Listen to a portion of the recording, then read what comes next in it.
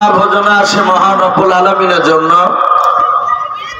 যে মহান রব্বুল আলামিন আমাদেরকে বড় ভালোবেসে রহম করে বিভিন্ন গুনার মজলিস থেকে বাছাই করে নিয়ে এসে মহান রব্বুল আলামিন তার রহমতের মজলিসে নিয়ে এসে বসার আমাদেরকে তৌফিক দান করেছে। বাপজি, আমরা এসে যে বসেছি এটা আমাদের বাপজি বাহাদুরি নয়, এই বাহাদুরি হচ্ছেন আমার আল্লাহর। বলুন আলহামদুলিল্লাহ। আল্লাহ নবী বলেন, আল্লাহ যাকে ভালোবাসে,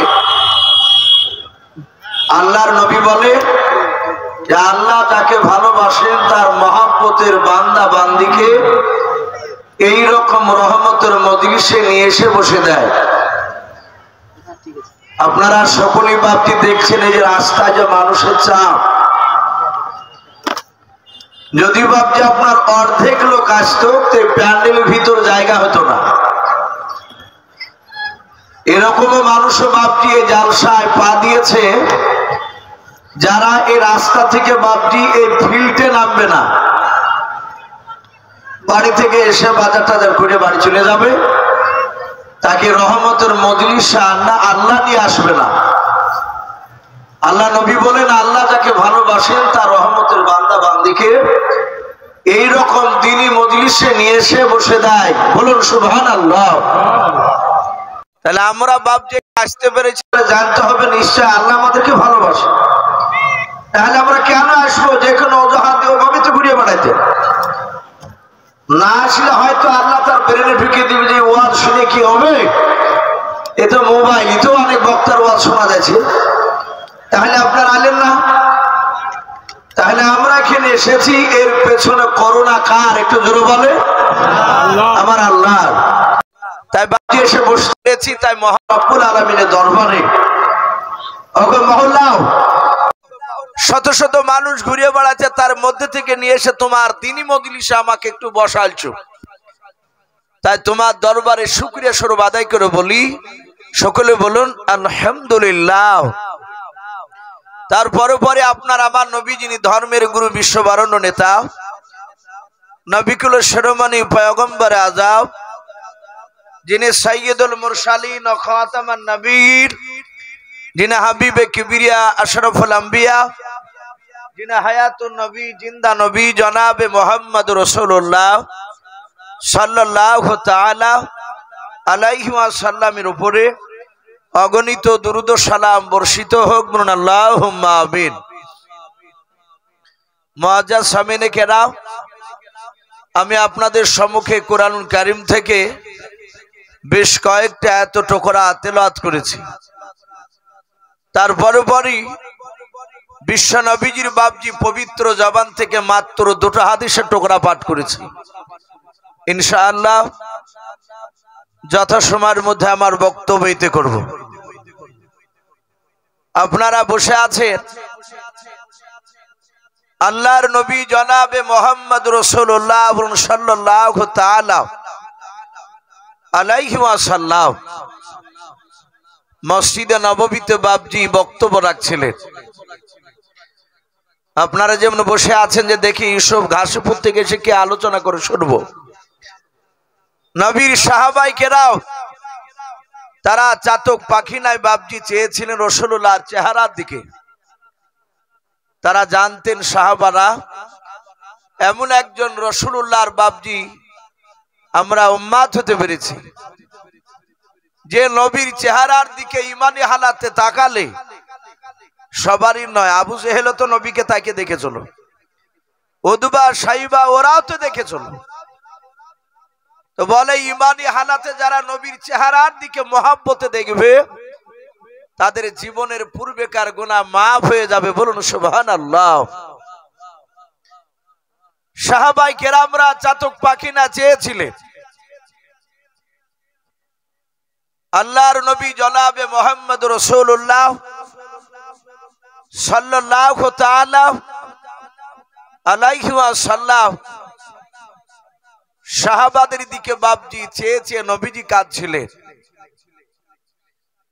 হযরত আমিরুল মুমিনিন আবু বকর সিদ্দিক রাদিয়াল্লাহু তাআলা আনহু নবীজিকে বলেন, ইয়া রাসূলুল্লাহ, ইয়া হাবিবাল্লাহ, ফিদাকা আবি ওয়া আম্মি, ওগো নবী, আপনার পদতলে আমাদের পিতামাতা কুরবান হোক। বলুন সুবহানাল্লাহ। আবু বকর বলেন, নবী গো, আপনি আমাদের দিকে চেয়েছে, আপনি কাঁদছেন কেন? আল্লাহর নবী জনাবে মুহাম্মদ রাসূলুল্লাহ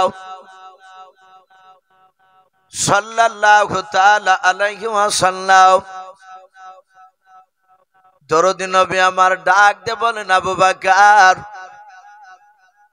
আমি তোমাদের চেহারার দিকে চেয়ে আমার বহুদিনকার পুরানো কথা মনে পড়ে যায়। সাহাবা আবু বকর বলে, হুজুর, এমন আপনার কি পুরানো কথা মনে পড়ে যায় বলুন। আল্লাহর দরদি নবী ডাক দিয়ে বলেন, আবু বকর, আমি এখানে দেখতেছি অনেকগুলো সাহাবায়ে কেরাম তারা আমার উপর ঈমান এনেছে রে সাহাবা। যেদিনকার সর্বপ্রথম তাদের কাছে কলমার দাওয়াত নিয়ে গিয়েছিলাম, ওই সময় তারা আমাকে চিনতে পেরেছিল না। ওরে আবু বকর, ওই সময় তারা আমাকে ধরে মেরেছিল। তারা এমনকি তারা নাপাক জিনিস, নোংরা জিনিস আমার গায়ে ফেলে দিত। ওরে আবু বকর, আজ তাকে দেখছি ওরা আমার জন্য জীবন দিতে রাজি আছে। বলুন সুবহানাল্লাহ। আবু বকর কেঁদে কেঁদে বলে, ওগো নবী, আমি তো অন্যায় করিনি,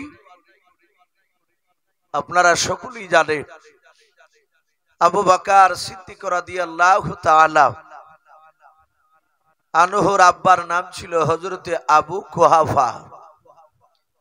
আবু বকর আব্বার নাম। বাপজি একটু মন লাগাবেন কথার দিকে, ফালতু কথা বলবো না। মানুষ বর্তমান এখনো মানুষ আছে পক্ষ দেখে বাপজি বক্তব্য শোনে। এই তো আমার দলের না, এর বক্তব্য শুনলো কেন? সেম বাপজি রাসূলুল্লাহর জামানায় এইরকমই ঘটতো। আল্লাহর নবী যখন কলমার দাওয়াত দিচ্ছিলেন, তখন উতবা, সাইবা, আবু জেহেল, আবু সুফিয়ান এরা কি নবীর কথা শুনতো? বাপ একটু কথা বলে, শুনতো না। তারা কি বলতো? তারা বলতো, এর মাথা খারাপ, এ পাগল। হাদিসে এসেছে, নবীর উপর যখন ওহী নাযিল হতো কোরআনে, রাসূলের শরীরে জ্বর চলে আসতো, নবীর মাথা যন্ত্রণা করত। নবীজি ওই জায়গাতে একটু পাগলের মতো করতে। এ কোরআন চারটেখানি ব্যাপার নয় যে কোরআনের আইন অনুযায়ী আমি চলতে পারবো কিনা, আমি কোরআনের হক গুলো আমি মানুষের কাছে পৌঁছে দিতে পারবো কিনা। হাদিসে পাওয়া যায়, সর্বপ্রথম বাপজি পাহাড়কে কোরআন নাজিল করতে চেয়েছিল। হে পাহাড়, এই কোরআনটা তোমার উপর অবতীর্ণ করতে চায়। পাহাড় বাপজি কেঁদেছিল। এই জন্য বাপজি দেখেন, অনেক সময় পাহাড় ঘেমে বাপজি পানি বের হয়। পাহাড়ি এলাকায় 12 মাস ঝিরঝির ঝিরঝির করে বাপজি পাহাড় বয়ে বয়ে পানি যায়। এ পাহাড় 6 মাস ধরে বাপজি কেঁদে বলেছিল, আল্লাহ, এ তোমার কোরআনের হেফাজত আমি করতে পারবো না। লাস্টে আশরাফুল মাখলুকাত, সারা পৃথিবীর মধ্যে বাপজি শ্রেষ্ঠ বাপজি জাতি হচ্ছে কারা? একটু কথা বলে। এই মানুষেরা। যদি বলেন ফেরেশতারা দামি, এটা ভুল কথা। ফেরেশতারা আর এই মানুষের মধ্যে পার্থক্য কতটা, এটা আমাদেরকে বুঝতে হবে। দুনিয়ার যে কোনো বাপজি একটা ইমানদার মানুষ, আপনিও হতে পারেন, আমি হতে পারি। যে কোনো একটা মানুষ ইমানদার, সে যদি ইমানদার হয় তো বলা হয়েছে বাপজি আপনার 4000 ফেরেশতার সমান একটা ইমানদার মানুষ। মানুষ, বলুন সুবহানাল্লাহ। তাহলে মানুষ এত দামি, আমার বিশ্ব নবী জনাবে মুহাম্মদ রাসূলুল্লাহ সাল্লাল্লাহু তাআলা আলাইহি ওয়াসাল্লাম নবীজির বাপ যে কথাগুলো সবাই শুনতো না, বলতো নবী হলে আমাদের মধ্যে মানুষের মধ্যে নবী হবে কেন? আল্লাহ নবী করার আর লোক পায়নি, এইরকম আবল তাবল সে সময় কথা বলতো। তাই বাপজি অনুরোধ করব, বক্তব্য সব বক্তারে বাপজি বক্তব্য শুনে একটু মূল্যায়ন করা দরকার, একটু চিন্তা করবে। আপনি সারা জীবন বাপজি সেই ক্লাস 2 থেকে 3 থেকে আপনি নামাজ পড়ে।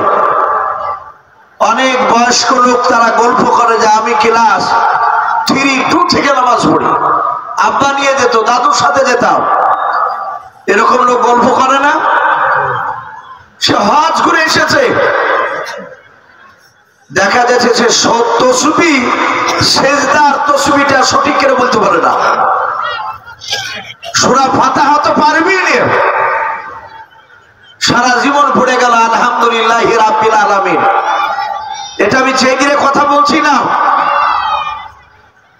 সেজদার তসবিহ সারা জীবন পড়ে গেল, সুবহানা রাব্বিল আলা, সুবহানা রাব্বিল আলা বলে অনেকে। আমরা কোনদিন কি জিজ্ঞাসা করেছি ইমাম সাহেব একটু দেখাও তো, আমি যে আরবি গুলো একটু মুখস্থ করেছি, সূরাগুলো দোয়াগুলো, আমি তার মাদ্রাসা যাইনি ইমাম সাহেব, এই বাংলা বই পুস্তক দেখে কিংবা দাদির কিংবা দাদুর কাছ থেকে পড়েছি, কি অমুক চাচার কাছে পড়েছি, একটু দেখুন তো সঠিক হয় কিনা। আমরা জিজ্ঞাসা করি বা বলে লজ্জা করবে না। আমরা নামাজ পড়ি চলে যাই, আবার যদি ধরা যায় যে চাচা কি দাদা সেজদার তসবিহটা হয় না, একটু শোনান দিনি, তখন গরম করে বলে আমাকে ছেলে মানুষ হয়ে আছো নাকি? আমি সে 3 থেকে নামাজ পড়ি, আমাকে শিখাইছো? এই কথা বলে কি বলে না? বলেন একদম সেফ। আমিও দেখেছি এরকম কথা আমাকে বলতে।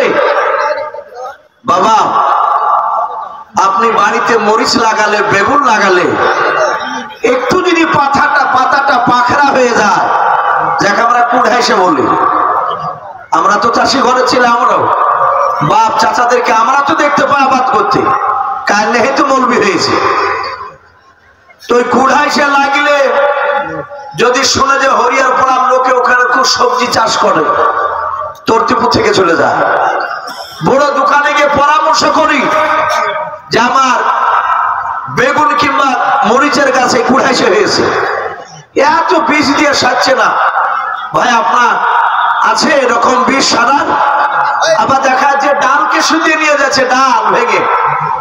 ও বাবা, একটা কুড়াইসে যদি মরিচের লেগে যায়, তার লেগে যদি আপনি পরামর্শ করতে যান, আপনি দুর্গম রাস্তা পাড়ি দিয়ে আপনাকে জাহান্নামের রাস্তা পাড়ি দিয়ে জান্নাতে যাওয়া লাগবে। ওই রাস্তায় পাড়ি দিতে গেলে বাপজি ওলামাদের সাথে পরামর্শ দরকার নাই? ওদের সাথে একটু আলোচনা করা দরকার। মনে রাখবেন বাপজি, দুনিয়ার বুকে যা আমল করে যাবেন সব, ওটা বাপজি পুরো আমাদের ফর্ম যাকে ফিল আপ করা বলি। যদি বলে এটা তো বাপজি ফেব্রুয়ারি মাস, আজ মনে হয় 28 নাকি 28 তারিখ, এই মাসটা 31 না কোথাও আমার জানা নেই, আজ শেষ। আচ্ছা যদি বলে যে মার্চ মাসের 10 তারিখ পর্যন্ত একটা ফর্ম ফিল আপ করা লাগবে, আপনি 9 তারিখে গেলে ফর্মটা ফিল আপ করে জমা দিতে গিয়ে যিনি টিকিট কাউন্টার যেখানে জমা দিচ্ছিলেন ফর্ম, সে ভদ্রলোক দেখে বললেন যে চাচা আপনার এই ফর্মটা তো ফিল আপ করা ঠিক হয়নি, ভুল হয়েছে। বলে আজ 9 তারিখ, আগামীকাল শেষ। আপনি ফর্মটাকে ছিঁড়ে ফেলে দিয়ে আবার নতুন একটা ফর্ম সংগ্রহ করে ফিল আপ করে নিয়ে গিয়ে আপনি জমা দেওয়ার সুযোগ পাবেন। কিন্তু কিয়ামতের ময়দানে আপনার দুনিয়ার জিন্দেগির যে ফর্ম, করেছেন। আল্লাহ যদি দেখে বলেন, এই বান্দা, এই ফোনটা তুমি দুনিয়াতে তোমাকে 23 বছর কিংবা 100 বছর 60 বছর দিয়েছিলাম, তুমি যা ফিল আপ করে নিয়ে এসেছো সব তো ভুল। আচ্ছা বলেন বাপ, সেই দিন কি বাপটি আর ফিল আপ করার সুযোগ পাওয়া যাবে? আর কোন সুযোগ নাই। জাহান্নামীরা বলবে, ওগো আল্লাহ, তুমি আমাদেরকে আর মাত্র একটা মাসের মতো দিয়ে পাঠাও। ওকে মাওলা, নামাজ পড়ি নাই, রোজা রাখতে পারি নাই। এই যে রমজান মাস আসছে আগামীকাল, অনেক মানুষের মুখ হুন্দলা হতে লেগেছে। বলছে সর্বনাশ, যাতা রোদ নাকি, এই দিনে মনে হয় রোজা করা সম্ভব নয়। এখন থেকে ইমান দুর্বল হতে লেগেছে আমার। কিন্তু আমরা চিন্তা করি না যে একটা 12 বছরের মেয়ে, একটা 13 বছরের ছেলে পাড়াতে এরকম দেখা যায় গোটা রোজার মাস রোজা ভাঙে না, কষ্ট করে রোজা রাখে। ওই ছেলেটা যদি রোজা রাখতে পারে আমাদের সুস্থ শরীর নিয়ে, আমরা কেন পারবো না? ভুল ভাঙবে বাপ শুধু চোখ বুনতে যা দেরি। মৃত্যু হয়ে গেলে কবরে গেলি বাপজি বোঝা যাবে যে আল্লাহ কত বড় কাহার হবেন কিয়ামতের ময়দানে। জাহান্নামের আগুনে কত তীব্র। আপনার আমার নবী জনাবে মুহাম্মদ রাসূলুল্লাহ সাল্লাল্লাহু আলাইহি ওয়াসাল্লাম, যে নবী তার ডান দিকে আর বাম দিকে আর সামনের পেছন দিকে আর চারিদিকের গুনাহগার, সেই নবীও জাহান্নামের জন্য কাঁদতেন ভয়ে। বলুন আলহামদুলিল্লাহ। সেই নবী কেঁদেছে। আমি বলছিলাম বাপ, যে কথার দিকে বাপকে একটু মন দিয়ে ধ্যান দিয়ে কথাটা একটু শুনবে। জানি না আল্লাহ রাব্বুল আলামিন কার বয়ানের দ্বারাতে আপনাকে আমাকে আল্লাহ হেদায়েত দান করবে। একগ্রত ভাবে বাপকে শোনা দরকার। আমি বলছিলাম আবু বকর সিদ্দিক রাদিয়াল্লাহু তাআলা আনহু, তিনি বলছেন, নবী গো, আমি তো অন্যায় করিনি, ওগো নবী, আপনি আমাকে মাফ করে দেন। বিশ্ব নবীজির সামনে বাম পাশে ছিলেন হযরত আমিরুল মুমিনিন ওমর ইবনুল খাত্তাব রাদিয়াল্লাহু তাআলা আনহু। ওমর বিশ্ব নবীর হাত ওখানে ধরে বলেন, ফিদাকা আবি ওয়া উম্মি ইয়া রাসূলুল্লাহ, হে নবী, আপনার পদতলে আমার পিতামাতা কুরবান হয়ে যান। নবী গো, নবী, আমি ঈমান আনার পরে আর তো আপনাকে কেউ আঘাত দেয়নি। নবী বলেন, এই উমর, আমি শুধু তোমার ভয়ে আমি মক্কা নগরে আমি কলমার দাওয়াত প্রকাশ্যে দিতে পেরেছিলাম না। আপনারা সকলেই জানেন ইসলামের ইতিহাসে বাপজি সর্বপ্রথম যে মহিলাটাকে বাপজি হত্যা করা হয়েছিল ঈমান আনার কারণে, তাকে বাপজি যাকে হত্যা করেছিল তার নাম হযরতে সুমাইয়া রাদিয়াল্লাহু তাআলা আনহা। তার ছেলে হযরতে আম্মার রাদিয়াল্লাহু তাআলা আনহু, এরা ছিল মা বেটা সম্পর্কে। ছেলে বাপজি বাচ্চা নয়, ছেলে নওজোয়ান যুবক। আল্লাহ রাসূল তাদেরকে গিয়ে গোপনে গিয়ে বাপজি কলমার দাওয়াত শোনালেন যে ওমর খুব শক্তিশালী। নবী বলেছেন, ওমরের 2 হাতে, 1 নয় 2 নয়, দুনিয়ার বুকের 50টা নওজোয়ান তরুণের, দুর্বল নয়, যারা সফল যুবক, এইরকম 50টা যুবকের শক্তি যতটা হয় আল্লাহ রাব্বুল আলামিন ওমরকে একাই দান করেছিলেন। বলুন সুবহানাল্লাহ। এই জন্য ওমরকে দেখে সবাই ভয় পেত। আবু জেহেল বেঈমান শুনতে পেয়েছে বাবা যে সুমাইয়া তার সন্তান আম্মার, এরা দুজনাই বাবা ঈমান এনেছে, কলমা পড়ে নিয়েছে তারাও। আবু জেহেল বেঈমান ডাক দিয়ে বলে, ওমরকে তাড়াতাড়ি ডেকে নিয়ে এসো। ওমরকে ডাকা হলো। মক্কার বেঈমানেরা বাবা আবু জেহেলের লোকেরাও ওরা এমন ভাবে মক্কার লোককে বাপকে মাথা খানা এমন করে তাদের নষ্ট করে রেখেছিল। নাও আল্লাহর নবীজিকে বাপজি বাড়ি থেকে রাস্তায় দেখলে তারাও নবীজিকে তারা আঘাত করতো, নবীজির উপর অত্যাচার চালাতো। শুধু তাই নয়, আল্লাহ রসুলের বাপজি সাহাবাদেরকে দেখলো তারা চড়াও হতো এবং বেঈমানেরা তারা নবীজিকে দেখলে বাপজি কানে তুলা ভরে দিয়ে বাপজি চলে যেত। আল্লাহর নবীজির বাপজি কথা তারা শুনতো না। কোরআন পাকে বলা হয়েছে বেঈমান আবু জেহেলরা বলতো লা তাসমাউ লিহাদাল কুরআন। আবু জেহেলরা বলতো খবরদার মুহাম্মদ সাল্লাল্লাহু আলাইহি ওয়াসাল্লামের কোরআনকে তোমরা শুনবা না। আবু জেহেলরা জানতো আল্লাহর নবীজির যদি কোরআন খানা কোনো মানুষ যদি 5 মিনিট যদি বাবা শুনে নাই, ওই লোকটা কলমা না পড়ে থাকতে পারবে না। বলুন সুবহানাল্লাহ।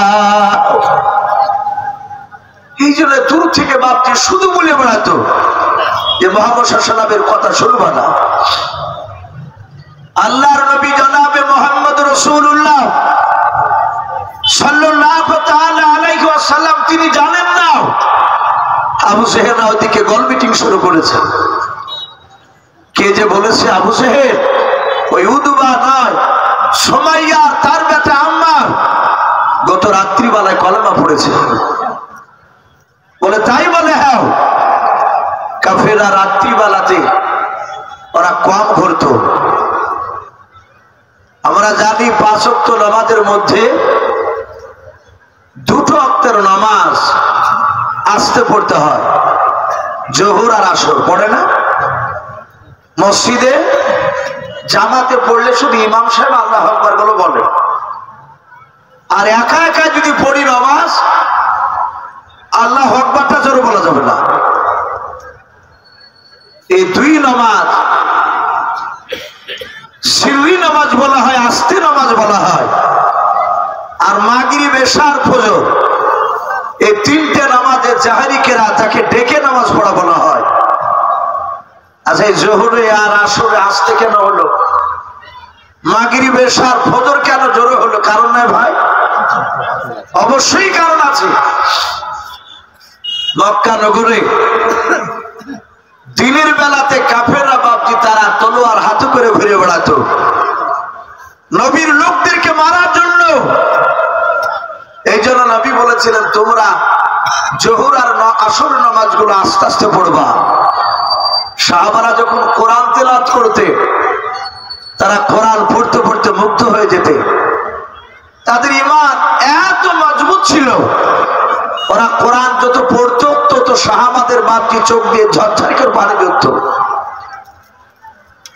যারা মুহাব্বতে পড়তো।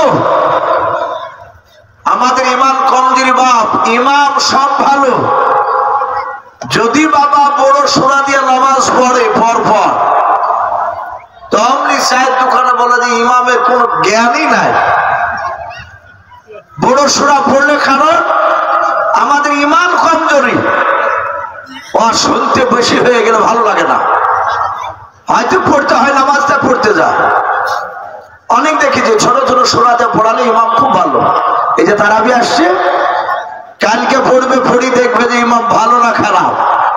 একটা লোক বলছে গত 3 দিন আগে বাপ না গত 3 দিন আগে আমাকে ফোন করছে, গত কালকে বাপজি ছিলাম বর্ধমান পূর্বস্থলী, তো ওই গ্রামে বলছে হুজুর কি আর বলবো ইমাম নিয়েছি, তো ইমাম খুব ভালো কেরাত, এত সুন্দর ফার্স্ট ক্লাস কেরাত। লোকে বলছে যে এখন বোঝা যাবে না, তারাবি প্রথম তারাবি হোক তারপর বোঝা যাবে যে ইমাম ভালো না খারাপ। তার মানে কারণ ওই যে তারাবি যে যত স্পিরিটে গতিতে পড়তে পারবে বাপ সে হচ্ছে এলাকার মধ্যে টপ ইমাম। আবার আমরা গল্প করি যে ভাই আমার মতো তারাবি এলাকায় 8-10টা মসজিদে পড়ে না, শুধু টাইম নেয়। ভাই প্রথম তারাবি থেকে একদম এশা থেকে নিয়ে তারাবি শেষ করতে কত সময় লাগে?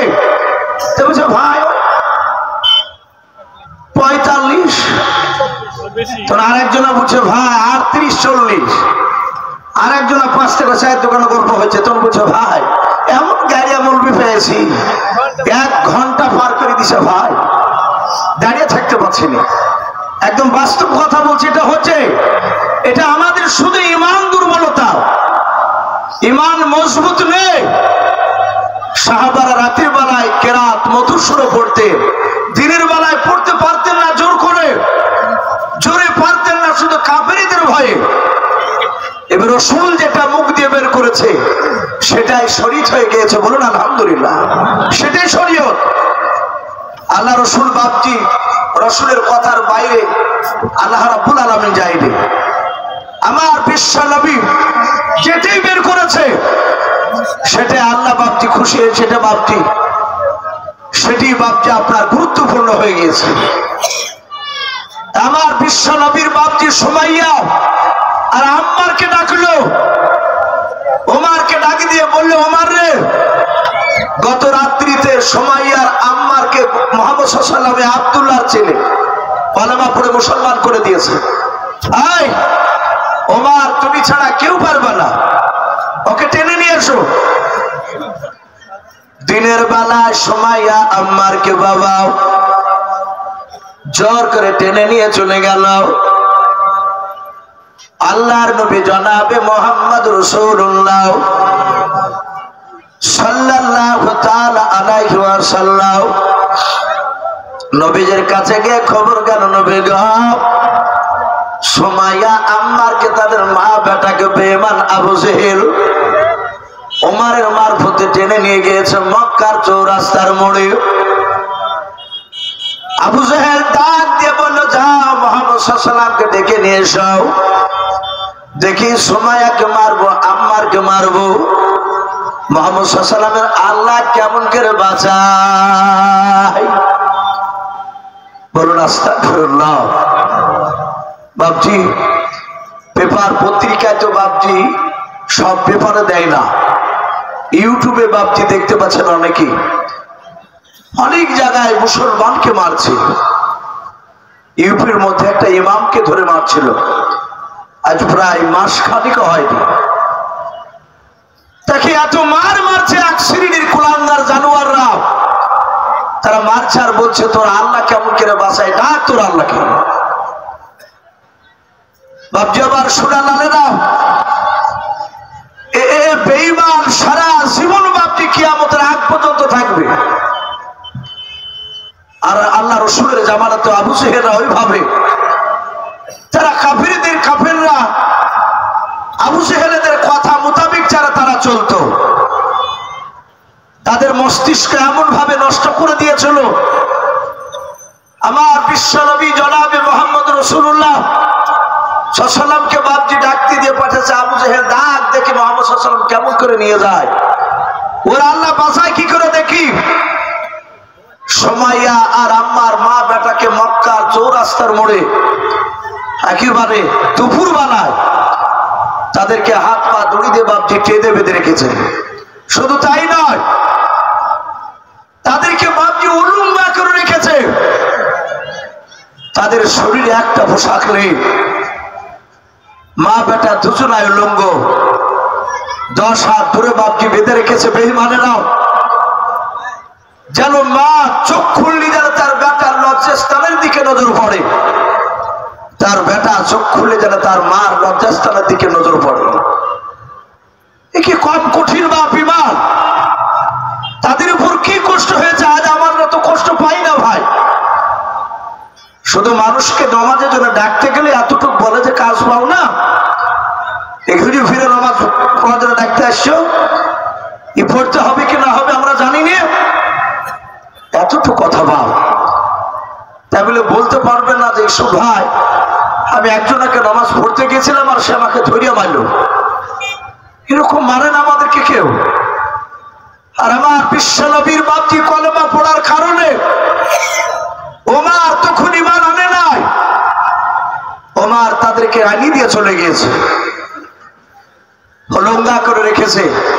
রাসূলকে ডাকা হলো, আমার বিশ্ব নবী বাপজি চলে আসলে হযরতে আম্মার সময়া তারা পারে না যে দুই হাত দিয়ে লজ্জাস্থানকে ঢেকে রাখে।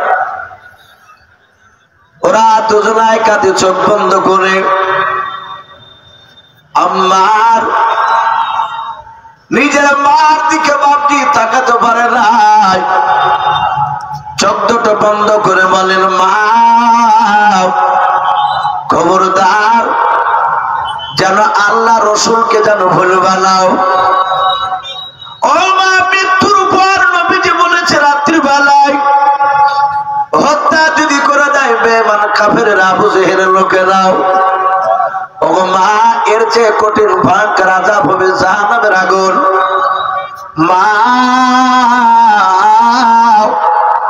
শুধু মনে মনে আল্লাহর জিকির করে বলুন সুবহানাল্লাহ। মৃত্যু হয়ে গেলে নিশ্চয় আল্লাহ দেখে আমাদেরকে জান্নাতে দেবে।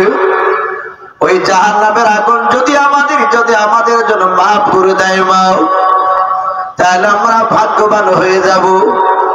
মা বেটাকে বাপ যে আপনার নসিহত করে, বেটাতে মাকে বাপ যে নসিহত করে। আল্লাহ রাসূল বাপ যে দাঁড়িয়ে নবীজি আপনার নিচু দিকে মুখ করে আছেন, দূর থেকে দেখলেন তাদেরকে উলঙ্গা করে রেখেছে। সাহাবারা নবীজিকে বলেন হুজুর ওদের দিকে তাকানো যায় না। আল্লাহর নবী নিচু দিকে মক্কার চৌরাস্তার মোড়ে দাঁড়িয়ে হযরত সুমাইয়া রাদিয়াল্লাহু তাআলা আনহা ডাক দিয়ে বলেন গো আল্লাহর নবী আপনি চলে যান, ও নবী চিন্তা করবেন না, আবার আল্লাহ নিশ্চয় আমাদেরকে সমরে জামিল দান করবেন। ও নবী আপনি দোয়া করেন যেন ধৈর্য ধরে থাকতে পারি। আল্লাহ রাসূল বাপকে যাত ওখান থেকে বাপকে চলে গেলেন। বেঈমান আবু জেহেলের লোকেরা হাওমা করে বাপজি তারা মদ নিয়ে তারা আনন্দ করেছিল, যাতে আল্লাহর নবীজি বাপজি চলে গেলেন। আর ওই সময় বাপজি বেঈমান আবু জেহেল বর্ষা যাকে বাপজি আমরা বললাম বলি, ওই বললাম জ্বর করে বাপজি এত জোরে বাপজি চালিয়ে দিল। সুমাইয়ার লজ্জাস্থানের দিকে লক্ষ্য করে হাদিসে পাওয়া যায় দুপুর বেলা হাজার হাজার বেঈমানের সামনে বেঈমান আবু জেহেল রে বাবা সুমাইয়ার লজ্জাস্থানে বললাম মেরে তাকে দুনিয়ার বুক থেকে বিদায় করে দিল। হযরত আম্মার নিজের চোখের সামনে তার মাকে হত্যা করে ফেলল। বাবা সেই উমর রাসূলের দরবারে দাঁড়িয়ে হাত দুখানা বলছে নবী গো আমি তো আপনাকে চিনতাম না। আল্লাহ রাসূল বলেন ও বান্দে আমি শুধু তোমার ভয়ে কলমার দাঁত প্রকাশে দিতে পারতাম না। ওমর তুমি ঈমান আনার পূর্বে বেঈমানরা আমাকে অনেক আঘাত দিয়েছে। হযরত উরাইকা, হযরত তালহা, হযরত সুবাইর রাদিয়াল্লাহু তাআলা আনহুম আজমাইন আরো দামি দামি সাহাবা ছিলেন। তারা ঈমান আনার পরে অনেকেই ঈমান এনেছে। সবার বাড়ি তো আর মক্কাতে ছিল না, অনেকে বাহির থেকে রাসূলুল্লাহর গুণগান শুনে নবীর চরিত্র দেখে আর নবীর কাছ থেকে বাড়ি ফিরে যায় না। অনেকগুলো সাহাবা বললেন ওগো ওমর আপনার বাহাদুরি রাসূলের মুখে শুনেছি। ওগো ওমর আপনার দুই হাতের তাকাত শক্তি আমরা নিজ চোখে তো অনেক কয়েক জায়গা দেখেছি, কিন্তু আপনি ঈমান আনার আগে আপনি রাসূলকে কিভাবে মারতে গিয়েছিলেন? আমার বিশ্বনবী মিম্বারে বসা শত শত সাহাবায়ে কেরাম সকলেই মাতৃ শুনতে চাইলে যারা ঈমান আনার ওমর ঈমান আনার পরে ঈমান এনেছে। অনেকগুলো সাহাবা বললেন ওগো ওমর, ওগো খাত্তাবের বেটা ওমর আপনাকে সেই সময় তো আমরা দেখেছিলাম না, আমাদের বাড়ি মক্কা নগরে নয়। ওমর কাঁদতে লাগলেন এত হাওয়া করে ডাকে দিয়ে বললেন ওগো আমার সাথী ভাইরা বিশ্বনবীর সেই কথা নবীকে আমি মারতে গিয়েছিলাম, ওই সময় রাসূলকে আমি চিনতাম না, নবীজির কথা কোনোদিন শুনি নাই, নবীর কথা আমাকে আবু জেহেলরা শুনতে দিত না। তারা বলতো যে নবীর আমাদের দুশমন বাপ দাদা, এ নতুন মুহাম্মদ সাল্লাল্লাহু আলাইহি ওয়াসাল্লাম দ্বীনের দাওয়াত দিচ্ছে, আমরা বাপ দাদার আমল থেকে যা করে আসছি এটাই করব, আর মুহাম্মদ সাল্লাল্লাহু আলাইহি ওয়াসাল্লাম সেগুলোকে বাধা দিচ্ছে। তাই আমরা কানে আঙুল দিয়ে হাঁটতাম, তুলো ভরে হাঁটতাম। কেতাবে লিখেছে বাপজি ওমর, তিনি বয়ান করতে লাগলেন। ওমর বলছেন, ওগো বন্ধুরা, আবু জেহেল বিশ্ব নবীকে যখন মারতে পারলো না, আমি গভীর রাত্রিবেলায় আবু জেহেলকে প্রশ্ন করেছিলাম, হে আবু জেহেল, এর রাত দিন 24 ঘন্টার মধ্যে তুমি আমাদের মতো নেতাদেরকে নিয়ে 6-7টা লোককে নিয়ে তুমি গভীর রাত্রিবেলায় মিটিং করো। তাদের বিষয় ছিল মুহাম্মদ সাল্লাল্লাহু আলাইহি ওয়াসাল্লামকে কে কি করে হত্যা করা যাবে। গোপনে মিটিং করতো, তারপরে আবার প্রকাশ্যে কিছু মিটিং করতো। তো ওমর সেদিন বলেছিলেন, এই আবু জেহেল, আমি মুহাম্মদ সাল্লাল্লাহু আলাইহি ওয়াসাল্লামের কথা শুনি নাই, কিন্তু আমি যতটা লোকের মুখ থেকে শুনেছি, সে লোকটা নাকি কাউকে আঘাত দিয়ে কথা বলে না। জোরে বলুন সুবহানাল্লাহ। এটা ওমর বলেছিলেন। এই কথাটা বলার কারণে মহান রব্বুল আলামিন ওমরকে আল্লাহ হিদায়াত দান করেছিলেন। বলুন সুবহানাল্লাহ। ওখানে তো আবু জেহেলও ছিল, নবী তাদের দুজনের জন্য দোয়া করেছিলেন, আবু জেহেল এবং ওমরের জন্য। অথচ হাদিসে পাওয়া যায় ওমর ঈমান আনছে, আবু জেহেল ঈমান আনে নাই। হেদায়েত বাপজি আল্লাহর কাছে চাইতে হয়, আল্লাহর কাছে নামাজে বলতে হয় যে হে আল্লাহ, তোমার সঠিক রাস্তায় আমাদেরকে পরিচালিত করো। আমরা করিয়ে দেবো বলে আমরা অনেকে করি না। আমরা ভাবি যে নামাজ 5 ওয়াক্ত পড়লি আমরা সঠিক রাস্তাতে আছি, বোরখা পড়লি ভাবি যে সঠিক রাস্তা আছে। আমাদের অনেক চলার মধ্যে ভুল রয়েছে। এই জন্য সবসময় দোয়াতে বলতে হবে, হে আল্লাহ, ইহদিনা সিরাতাল মুস্তাকিম, হে আল্লাহ তুমি সঠিক রাস্তায় আমাদেরকে চালিয়ে নাও।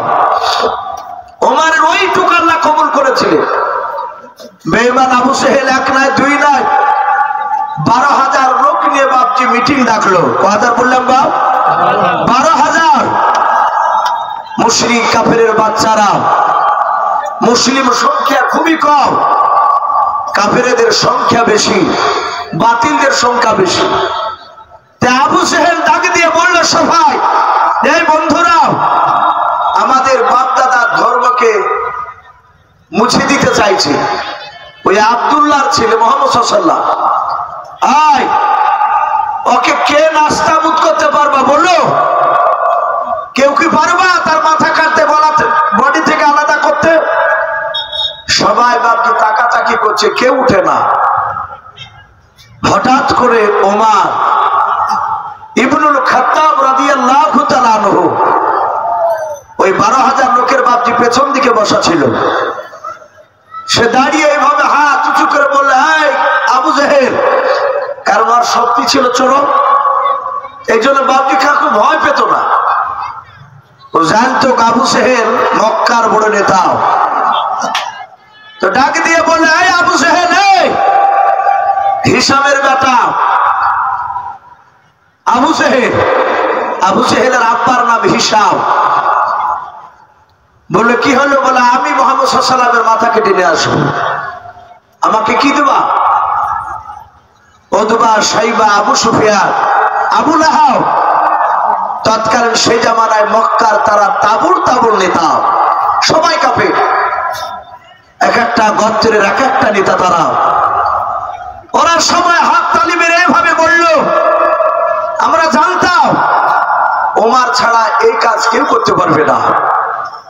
ওমর বলে, আমি পারবো। কেউ তো হাত তুললো না। বলে, আমাকে কি দিবা তার বিনিময়ে?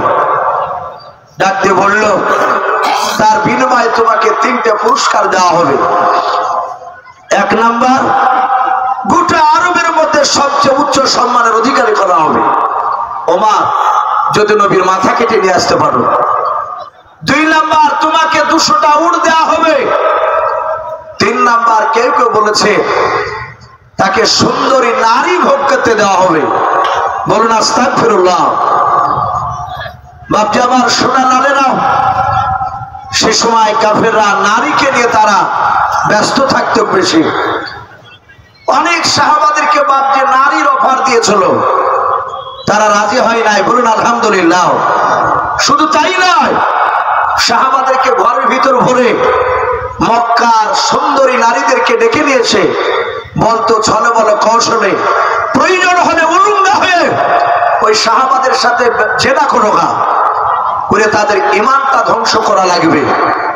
যদি করতে পারে এর বিনিময়ে প্রচুর টাকা দেওয়া হবে। তারা নারীর দিকে চোখ তুলে তাকায়নি, বলুন আলহামদুলিল্লাহ। তাদের ঈমানের এত জোর ছিল। বাপজি আমার সোনা লালেরা, ওমরকে 3টে জিনিস বাপজি দিতে চাইলো, বলে আমি রাজি হয়ে গেলাম। ডাক দিয়ে বললো, ভাই আবু জেহেল, তোমার গুণাবলী শুনেছি, তুমি জবান ঠিক করে কথা দাও না, তুমি গন্ডগোল করে ফেলো। যারা বেদিন হয়, বেঈমান হয়, তাদের প্রতিটা তাদের চরিত্র দিকে লক্ষ্য করে দেখবে, তাদের কথা দাম রাখে না। রাখে কথা বলে, তারা এক সময় এক কথা বলে, আরেক সময় আরেক কথা বলে। এগুলো মিলাবেন এলাকা তো বাপজি অনেক লোককে দেখা যায় সব সময় চিটিং কথা। খাতাতে তার বাড়ির নামই নাই, অথচ বাপজি গরিব মানুষ, খেটে খুটে তার কোন রকমে দিন যায় জানে। বাড়িতে দেখেছে তার 2টো ছাগল বাঁধা আছে, ওটাই ওর সম্বল। এমন ভাবে কানে পুষ্পাল দিয়েছে যে তোমাকে জিনিস নিয়ে দিব, টাকা দাও 20,000 কি 10,000। পরে দেখা যাচ্ছে তার নাম নাই, টাকা খেয়ে নিয়ে নিয়েছে, আর দেয় না। একটু কি বিবেকে বাঁধলো না যে গরিব মানুষ হলে যদি ওর মায়ের পেটের মনে হতো, তাহলে ওর কাছ থেকে তো এভাবে নিতে পারতো না। বাপজি আমার সোনা লালারা, শুধু ঈমান নাই, যাদের ঈমান নাই তারা এইরকম চিটিং কাজ করবে। এগুলো আবু জেহেলদের বাপজি গুণগুলো তাদের ছিল। তাই ডাক দিয়ে ওমর বলল, ভাই শুনে নাও, তোমার জবান ঠিক নাই, তুমি ওই পাহাড়ে গিয়ে হা দাও। হাজী সাহেবরা হজ করতে গিয়ে 2টো পাহাড় দৌড় দেয়, একটা সফা আর একটা পাহাড় হচ্ছে মারওয়া। মক্কানগরের সফা নামক একটা পাহাড়, কোন কোন মুফাসসিরে কেরাম লিখেছেন কুবা নামক পাহাড়। তারা ওই পাহাড়ে গিয়ে হাত দিলে বলে, এই পাহাড়ের কসম খেলাম আমি এই কাজটা পুরা করব। সেই সময়কার বেঈমানরা পাহাড়ে হাত দিলি ওই কাজটা বেঁচে থাকা পর্যন্ত পুরা করত। আমরা যেমন বলি না যে ভাই কোন সময় কথা অবিশ্বাস হলো, ভাই মসজিদে চলো, কোরআন নাও। এ মানুষ আগে গুলো বিশ্বাস হচ্ছে, এখন ভাবছি মিথ্যা কথা বলে কোরআন নিছে, মসজিদে উঠে দিয়েছে। ওরা জানে না যে কোরআন নিতে গেলে এর পরিণাম কি হবে কিয়ামতের ময়দানে। ডাক দিয়ে বলল, আবু জেহেল চলো, আমি পাহাড়ে হাত দিব। ওই পাহাড়ে হাত দিল, ওয়াদা পুরা হয়ে গেল। আবু জেহেল বেঈমান তলোয়ার হাতে করে নিয়ে বাপজি নয়, ওমর বিষাক্ত তলোয়ার, ওমর তলোয়ার হাতে করে, উলঙ্গা তলোয়ার হাতে করে নিয়ে বাপজি দৌড়াতে শুরু করলো আল্লাহ রসুলের মাথা কাটার জন্য। ওমর দৌড়ে যায়, মরুভূমির ময়দান দিয়ে পার হচ্ছিল। হঠাৎ করে দেখলো বাবা পেছন দিক থেকে একজন মানুষ ডাক দেয়। হাদিসে পাওয়া যায় ওই মানুষটার নাম হযরত নাঈম রাদিয়াল্লাহু তাআলা আনহু। আল্লাহ নবীজির বাপজি দামি সাহাবা ওই নাঈম। ওই নাঈমের সাথে বাপজি ওমরের বাপজি মাঝে মাঝে কথা হতো। হযরত নাঈম ঈমান আনার পূর্বে বাবা ওই ওমরের সাথে তার একটু বন্ধুত্ব ছিল। হযরত নাঈম ঈমান এনেছে বাবা, তা ওমর জানে না। হযরত নাঈম ওমরকে দরজা দেখে ডাক দিয়ে বলল, ভাই ওমর, এভাবে কোথাও তুমি দৌড়ে চলে যাচ্ছ, কোথাও দৌড়াচ্ছ বলো। ডাক দিয়ে বলেছিল, ভাই নাঈম বড্ড বাড়া বেড়ে গেছে, ওই আব্দুল্লাহর সন্তান মুহাম্মদ সাল্লাল্লাহু আলাইহি ওয়াসাল্লাম ওটা দুরূদ পড়ছে না, ও তো বেঈমান। হযরত নাঈম ডাক দিয়ে বলেছিল, ভাই ওমর তুমি কি করবা? ওই আব্দুল্লাহর ছেলের কাছে গিয়ে বলে, বেটা গলা খানাকে কেটে নিয়ে আসবো, ওকে দুনিয়ার বুক থেকে তাকে বিদায় করে দিব, আর বেঁচে বেঁচে থাকার অধিকার রাখবো না। সঙ্গে সঙ্গে বাবা ডাক দিয়ে নাই বলেছিল, ভাই মুহাম্মদ সাল্লাল্লাহু আলাইহি ওয়াসাল্লাম একাই নাই, ও আর কিছু সঙ্গ সাথে আছে, তার কিছু বন্ধু আছে। ভাই তুমি একাই গেলে তারা হয়তো তোমাকে হত্যা করে দিবে, শেষ করে দিবে। হযরত ওমর বাপটি ডাক দিয়ে বলেছিল, নাই রে, তোর কথা শুনে মনে হয় তুই নবীর লোক, বলুন সুবহানাল্লাহ।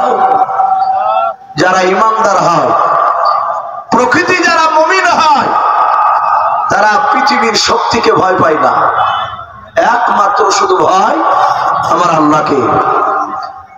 ডাকে দিয়ে ওমর বলে, নাই ভাই, তোর কথা শুনে মনে হয় যে বেটা তুই মুসলমান হয়েছিস। বল ভাই কথা শুনে নয়, বাস্তবিক নবীর উপর কলমে পড়ে মুসলমান হয়েছে। আজ কয়েকদিন হলো। বলে তোকে জবাই করবো। এই মরুভূমির ময়দানে ওরা দুজনা তর্ক বিতর্ক হয়েছে। হযরতে নাঈম বলেছিল, ওমর তুই যদি আমাকে 10টা মারিস, আমি তোকে 8টা তো মারতে পারবো। ওমর রে, তোর 2টো হাত, আমারও 2টো হাত, তোর শরীরে কষ্ট, আমারও শরীরে কষ্ট। আই ওমর, সব তোর রক্ত রয়েছে, আমারও রক্ত রয়েছে, প্রতিবাদ ইমানদারা করবে। গত মনে হয় সম্ভবত 2 মাস এখনো পরিপূর্ণ হয়নি, ওই ট্রেনে একটা মওলানাকে ধরে মারছিল। খবর দেখেছেন ভাই আপনারা? কেউ দেখেন? দেখেছেন না? অনেকেই খজুরি খেলে আবার বলি মৌলবীরে শেষ করে দিল, এই দেশটাকে মৌলবীরে শেষ করে দিল। অথচ মওলানাদেরকে বাপকে বাইরে মারছে প্রতিবাদ করার জন্য। আমরা অনেকে গুরুত্ব দিই না, দেখি না।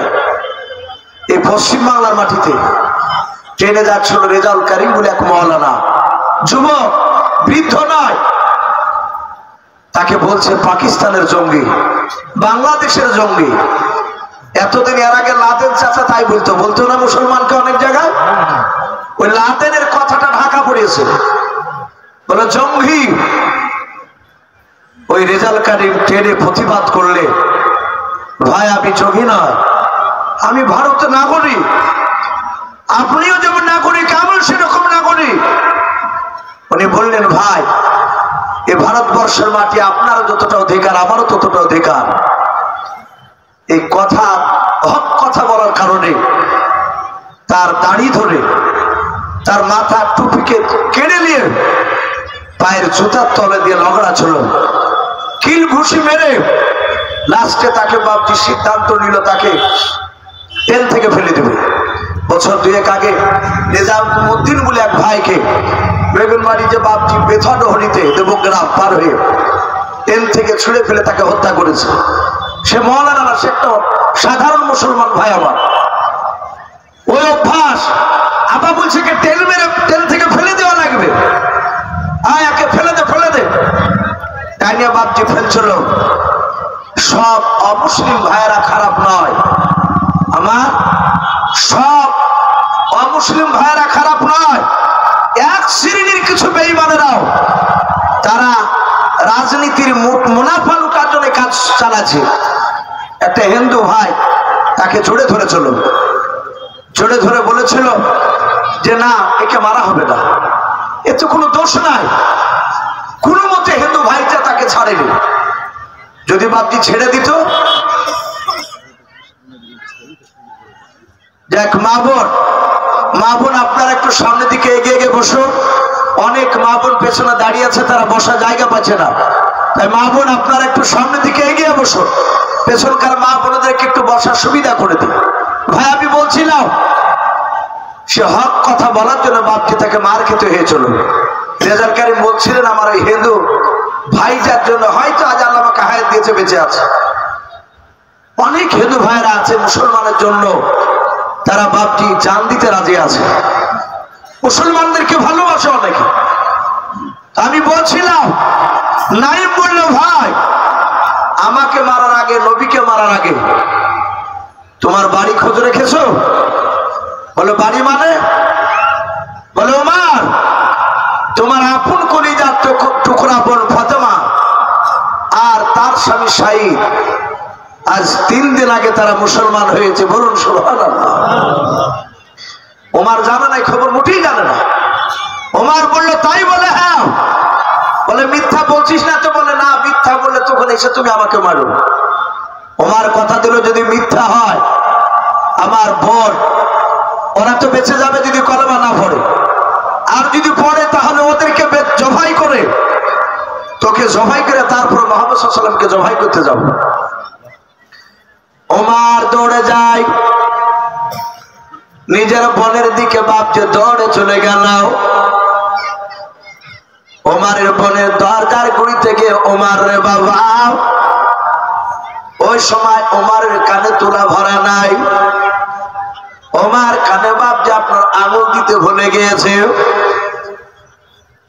হযরত ওমর বাপ যে নবীজিকে বাপ যে মারার জন্য তলোয়ার হাতে করে নিয়ে দৌড়াচ্ছিল, তারপরে বাপ যে নিজের বোন শুনেছে কলেমা পড়েছে। ওমরের বোনের বাড়ির দরজায় গিয়ে দাঁড়িয়ে কানটা একটু দরজায় লাগিয়ে দেখছে, দেখি কি করে ওরাও। ও বাপজি ভাইয়েরা, 3 দিন আগে যে ঈমান এনেছিল ওমরের বোন ফাতেমা আর তার দোলা ভাই শাহিদ, ওরা দুজনের বাবা কোরআন শেখার জন্য নবীকে বলেছেন নবী একজন সাহাবা পাঠিয়ে দেন। এত মধুর কথা, এত সুন্দর মিষ্টি আওয়াজ, আমরা বাড়িতে কোরআন শিখতে চাই। আল্লাহর নবী যে বাবা খাব্বাব নামক একজন সাহাবাকে বলে, খাব্বাব যা এদের দুজনকে কোরআন শিখে দিয়ে এসো বাড়িতে, মাঝে মাঝে তুমি যাবাও। ওই সময় খাব্বাব বাপজি ঘরের দরজাটা বন্ধ করে ফাতেমা এবং শাহিদ তারা স্বামী স্ত্রী দুজনের কোরআন আয়াত বাপজি শুনছিল। হযরতে খাব্বাব তিনি বাপজি কোরআনের আয়াত তেলাওয়াত করেছিলেন মধুর সুরে। আল্লাহ বলেছেন ওরা তিল কোরআন তারতিলাও, কোরআনকে তোমরা মধুর সুরে তোমরা পড়ো। কোরআন এমন একটা জাদুকৃতি কিতাব, যে কোরআন বাপজি শুনতো যারা মন দিয়ে মক্কা নগরে। আজও বাবা গোটা পৃথিবীর বাপজি বড় বড় বাপজি জ্ঞানী গুণী লোকেরা অমুসলিমদের মধ্যে থেকে বাবা যারাই কোরআন মধুর সুরে বাপকে মন দিয়ে দেখতে যায়, তারাই বাপজি কোরআনওয়ালা হয়ে যায়, বলুন সুবহানাল্লাহ। ওমরের কানে গিয়ে বাপজি 3টা কোরআনের আয়াতের আওয়াজ বাপজি ধাক্কা লেগে গিয়েছে। ওমর বাবা চিৎকার করে ডাক দিয়ে বলেছে, বোন ফাতেমা দরজা খোল। যাহাতে দরজা খোলার কথা বলল, হযরতে খাব্বাব কোরআন খানা বাপজি বুকের সাথে বাপকে জড়ে ধরলেন। ফাতেমা বুঝতে পেরেছে এই গলার আওয়াজ আমার ভাইয়ের। মনে হয় ওমর জানতে পেরেছে আমরা কলেমা পড়েছি। ওমর মনে হয় আমাদেরকে আর বেঁচে রাখবে না, হত্যা করে ফেলবে। কারণ আমার ভাই অত্যন্ত জিদের রাগের। হযরতে ফাতেমা ডাক দিয়ে বলেছিলেন, আমার খাব্বাব ভাই ওমর কোরআনকে চিনে না, কোরআনের হয়তো অবমাননা করবে। ওগো খাব্বাব ভাই, কোরআন খানা তুমি নিয়ে তুমি ঘরের আড়ালে লুকিয়ে যাও। মারির ভয় বলায়নি। ওমর যদি কোরআনটাকে ছিঁড়ে ফেলে দেয়, তাই কোরআনটা নিয়ে ভাই একটু লুকাও, বাকিটা আমরা দেখছি। ওমর কয়েকবার দরজা খুলতে বললে, একটু দেরি হলে খুলতে। ওই ওমর পা দিয়ে বাপজি দরজায় এত জোরে বাবা আঘাত করলো, দরজাটা ভেঙে গেল। ভাঙার পর ওমর দৌড়ে গিয়ে নিজের তোলা ভাইয়ের দাড়িখানা বাম হাত দিয়ে ধরলো। তলোয়ারের উল্টো পিঠ দিয়ে বাপজি আপনার হাতখানা তলোয়ার ধরে আছে। ডাক দিয়ে বলে, ভাই শুনলাম তুমি নাকি কলেমা পড়ে নিয়েছো। হযরতে শাহিদ ডাক দিয়ে বলে, আরে ভাই ওমর, শুধু আমি একাই নাই, শুনে নাও তোমার বোন ফাতেমা কলেমা পড়ে মুসলমান হয়েছে, বলুন সুবহানাল্লাহ। ওমর আরো বাপজি রেগে গেল, দাড়িখানা ধরে টান মেরে বাপজি, ওমর নয় বাবা তার দোলা ভাই শাহিদকে উঠোনো বাপজি টান মেরে ফেলে দিল। আমরা অনেকে যারা বাপজি আগিনা বলে উঠোন বলে, উঠোনে মারে দুলা ভাই বাপজি পড়ে যাওয়ার পর হযরত ওমর বাপজি নিজের দুলা ভাইয়ের বুকের উপর দাঁড়িয়ে গিয়ে বাবা পা দিয়ে বাপজি মারতে লাগলো, তলোয়ারের উল্টো পিঠে দিয়ে আঘাত করার বলে ভাই এখনো সময় আছে, নবীজিকে ভুলে যাও। হযরত ওমর বাপজি মারে, শহীদ কাদের বলো ভাই ওমর তুমি তো আমার উপর নয়, তুমি আমার নিজের মানুষ ভাই ওমর শুনে নাও, তুমি আমাকে মারতে মারতে তলোয়ার দিয়ে যদি আমাদেরকে জবাই করে ফেলো, আমরা দুজনাই কলমা ছাড়তে রাজি নাই, বলুন সুবহানাল্লাহ। ওমর বাপজি আপনার থামে নাই, এত মার মারতে লাগলো, মারতে মারতে মারতে বাবা ওমরের বোন তাকে দেখলেন আমার স্বামীকে আমার ভাই মেরে ফেলবে, বেঁচে রাখবে নাও। মাটিখানা বাপজি উঠোনের মাটি বাপজি রক্তে লাল হয়ে গিয়েছে বাবা। ওমর শুধু মারে বল নবীকে ছাড়বে কিনা বল। হযরত ফাতেমা দৌড়ে গিয়ে নিজের স্বামীর বুকের উপর শুয়ে পড়ে ডাক দিয়ে বলেছিল, ওগো আমার ভাই আমার স্বামীকে তুমি আর মেরো না। স্ত্রীতে বাপজি আপনার স্বামীর বুকের উপর যখন শুয়ে পড়ল, ওমর তার দিলের ভিতরটা বাপজি এমনই পাথরের মতো বাপজি শক্ত হয়ে গিয়েছিল, নূরের বাতি বাপজি তখনও জ্বলেনি, হেদায়েতের নূর জ্বলেনি। ওমর নিজের বোনকে পর্যন্ত বাপজি রক্ষা দিল না, নিজের বোনের চুলগুলোকে বাপজি খামচা মেরে ধরে টান মেরে আগুনেতে ফেলে দিল, উঠোনে ফেলে দিল। দাঁড়াস করে ফাতেমা পড়ে গেল। ওমর রাগে থাকতে না পেরে বাপজি দৌড়ে গিয়ে নিজের বোনের বুকের উপরে দাঁড়িয়ে গেল। ওমর ডাক দিয়ে বলে, বোন ফাতেমা তুই আর আমার মায়ের পেটের বোন নাই, আমি তোকে মায়ের পেটের নজর আর দেখবো না বোন বলেও। ওরে বোন তুই আমাদের বাপ দাদার দুশমন হয়ে গিয়েছিস, আমার বাপ দাদার ধর্মকে ত্যাগ করে এখানে এসেছিস, মুহাম্মদ সাল্লাল্লাহু আলাইহি ওয়াসাল্লামের কলেমা পড়ে নিয়েছিস, তোকে আর বেঁচে রাখবো না, এক এক করে তোর বুকের পাতাগুলো আমি ভেঙে ফেলবো। পা দিয়ে তোমারে আর তলোয়ারের উল্টো পিঠ দিয়ে আঘাত করে। ফাতেমা ডাক দিয়ে বলল, গো ভাই মারতে মারতে যদি আমাকে ধরার সাথে যদি মিশিয়ে দাও, এই বুকের ভিতরে আল্লাহর নবীজিকে বাপজি জায়গা দিয়ে দিয়েছি গো ভাই, এই কলিজার ভিতর থেকে আমার নবীকে টেনে বের করতে পারবে না, বলুন সুবহানাল্লাহ। ওমর এত মার মারার পর বাবা ওমর দেখলে এত মার মারল আব্দুল্লাহ ভাই আর বোনকে, একবার জানের ভিক্ষা চাইল না। ফাতেমা ডাক দিয়ে নাই, ওমর ফাতেমাকে ডাক দিয়ে বলে, ওরে আমার বোন ফাতেমা অনেকক্ষণ ধরে মারলাম, মারলাম নবীজিকে তুই ছাড়বে না, মেনে নিলাম।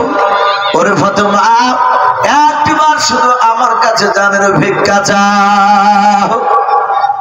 হযরত ফাতেমা ডাক দিয়ে বলেন, ভাই গো আমার বিশ্ব শিখে দিয়েছেন আল্লাহর নবী বলেছেন, ভালো মন্দ যাই হোক না কেন যা কিছু চাওয়ার দরকার আমার আল্লাহর কাছে ছাড়া পৃথিবীর কারো কাছে চাওয়া যাবে না, বলুন সুবহানাল্লাহ। চাওয়া যাবে? চাওয়া যাবে না।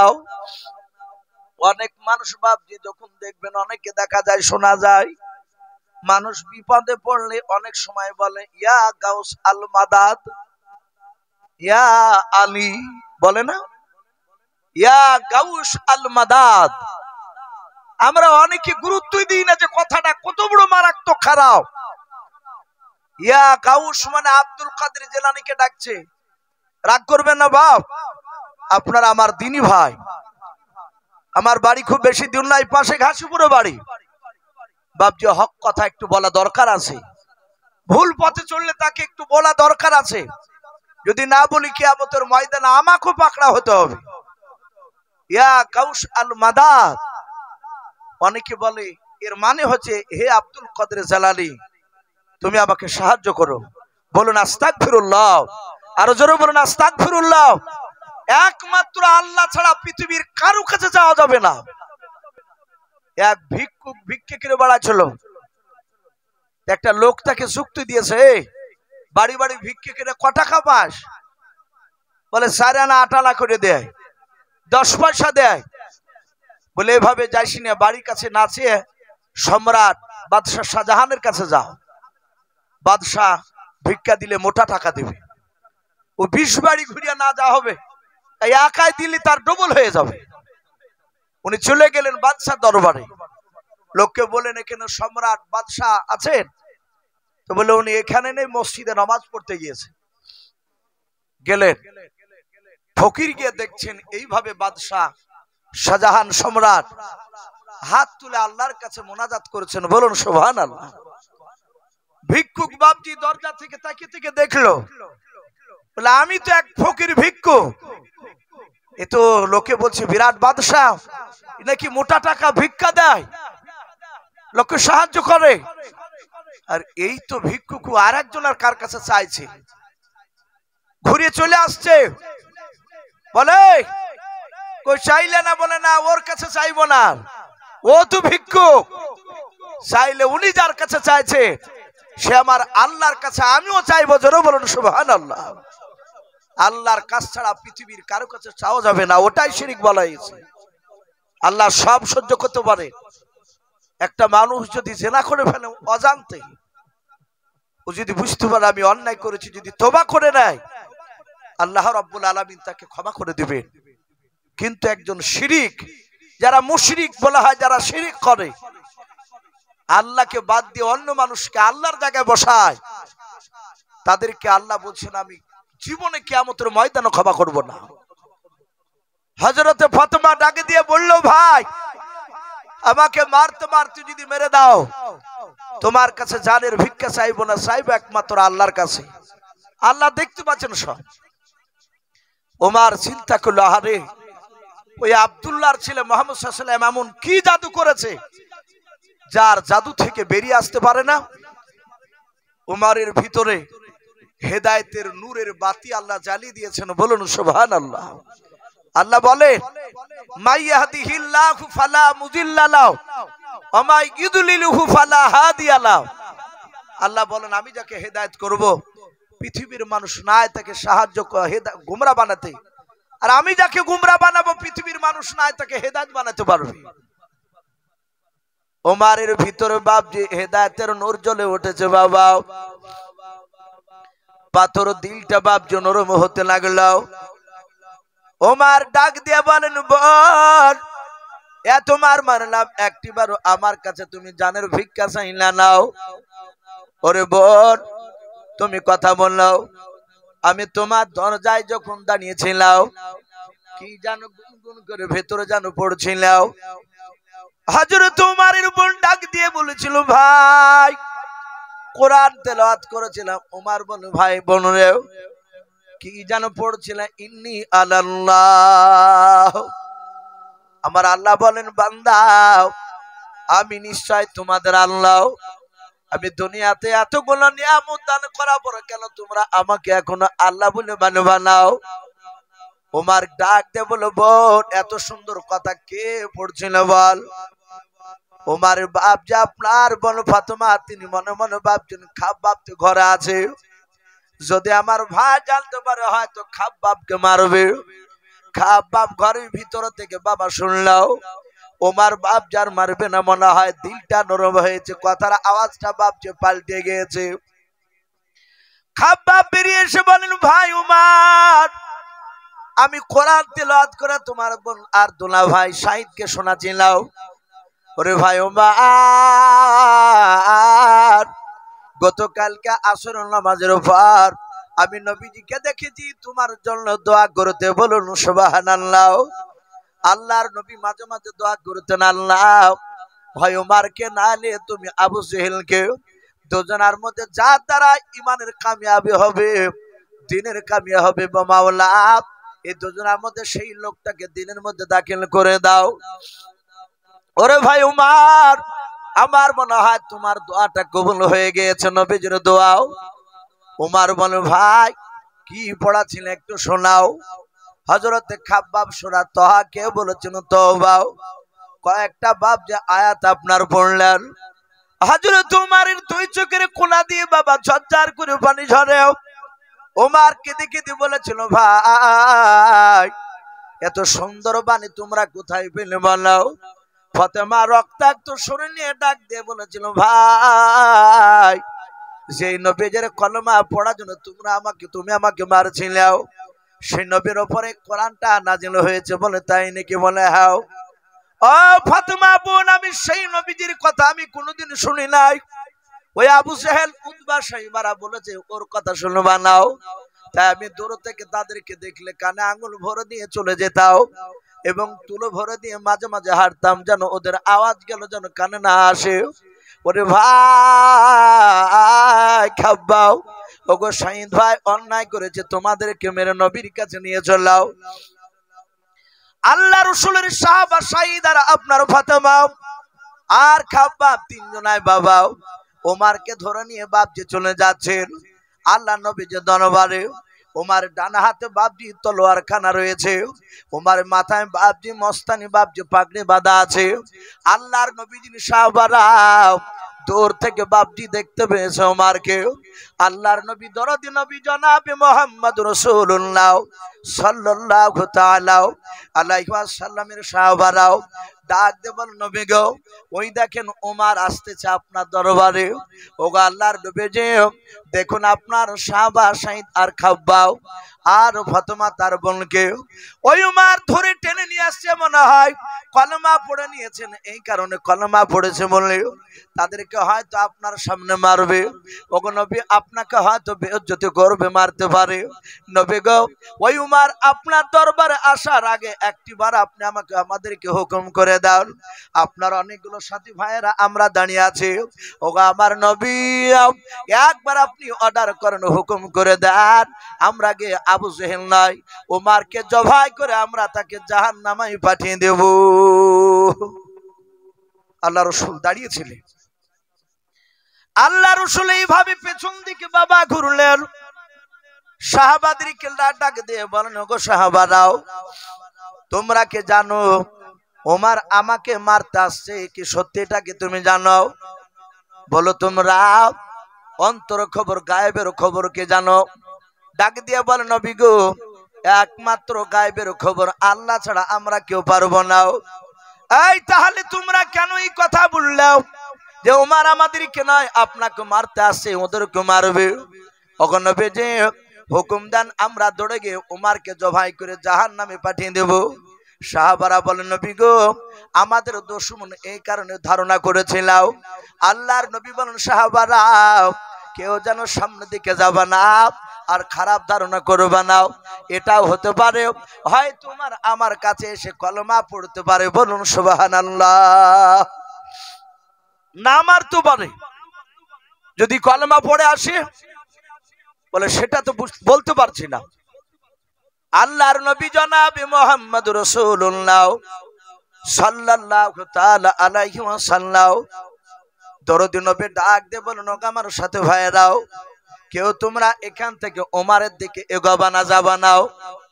ডাক দিয়ে বললেন, এই আমার সাথী ভাইরা তোমরা দাঁড়িয়ে থাকো, আমি উমরের কাছে গিয়ে দেখবো উমর কি কারণে আসতেছে আমার দরবারে। সাহাবারা বলেন, আমরা দাঁড়িয়ে থাকলাম, নবী বারণ করেছে আর যাওয়া যাবে না। আমরা দেখলাম আল্লাহর নবীজি বাপজি উমরকে দেখলেন, উমর প্রায় 50 থেকে 60 হাত দূরে ছিলেন বাবা, নবীর দরবারে তিনি আসছিলেন। আল্লাহর নবীর সাহাবারা বলেন, দেখলাম উমর আসতেছিল, নবীজির কাছে পৌঁছানোর আগে দরদি নবী আমার আর দাঁড়িয়ে থাকলেন না, সোজা আমাদের কাছ থেকে দৌড়ে গিয়ে নবী আমার উমরের কাছে দৌড়ে গিয়ে বাপজি উমরের কলার খানা বাপজি চেপে ধরলেন। আল্লাহর নবীজি উমরের কলার ধরলেন জামার, উমর বাপজি দাঁড়িয়ে আছেন, নবীর চেহারার দিকে বাবা ফেল ফেল করে চেয়ে আছে। উমর ডান হাতে বাপজি তলোয়ার খানা নিয়েও আল্লাহর দরদি নবী জনাবে মুহাম্মদ রাসূলুল্লাহ সাল্লাল্লাহু তাআলা আলাইহি ওয়াসাল্লাম দরদি নবী ডাক দিয়ে বলেন, উমর আর কতদিন তুমি পাগলামি করবে বলো? আল্লাহ রাসূল বাপজি উমরের কলার খানাকে ধরে আর বলেন, এই উমর আর কতদিন পাগলামি করবা? অনেক পাগলামি করা হয়েছে রে উমর। উমর রে শুধু তোমার ভয়ে প্রকাশ মক্কা নগরে কলমার দাওয়াত দিতে পারি নাই। ওরে ওমর, ওই দেখো তোমার সাথী ভাইরাও তারা তোমার জন্য অপেক্ষা করতেছে। ওমর রে, তুমি কবে আমাকে চিনতে পারবা? এই ওমর, তুমি মহব্বতের নজরের চোখে তুমি আমার দিকে একটু তাকাও। ওমর রে, আমি দুনিয়ার মধ্যে ভন্ডা নবী নয়, আমি রহমাতুল আলামিন পয়গম্বর জনাবে মুহাম্মদ রাসূলুল্লাহ সাল্লাল্লাহু তাআলা আলাইহি ওয়াসাল্লাম। ওরে ওমর, তোমার সাথী ভাইদেরকে নিয়ে তুমি কবে বললো তুমি আমার হয়ে কলমার দাওয়াত দিতে যাবা? জোরে বলুন সুবহানাল্লাহ। সাহাবারা বলেন, আমরা তাকে তাকে দেখলাম আল্লাহর নবী জনাবে মুহাম্মদ রাসূলুল্লাহ সাল্লাল্লাহু তাআলা আলাইহি ওয়াসাল্লাম দরদি নবী বাপজি কান্না করেছিলেন ওমরের কলা ধরে। ওমর বাপজি বাচ্চা ছেলের মতো বাপজি ফুফড়ে ফুফড়ে কাঁদতে লাগলো।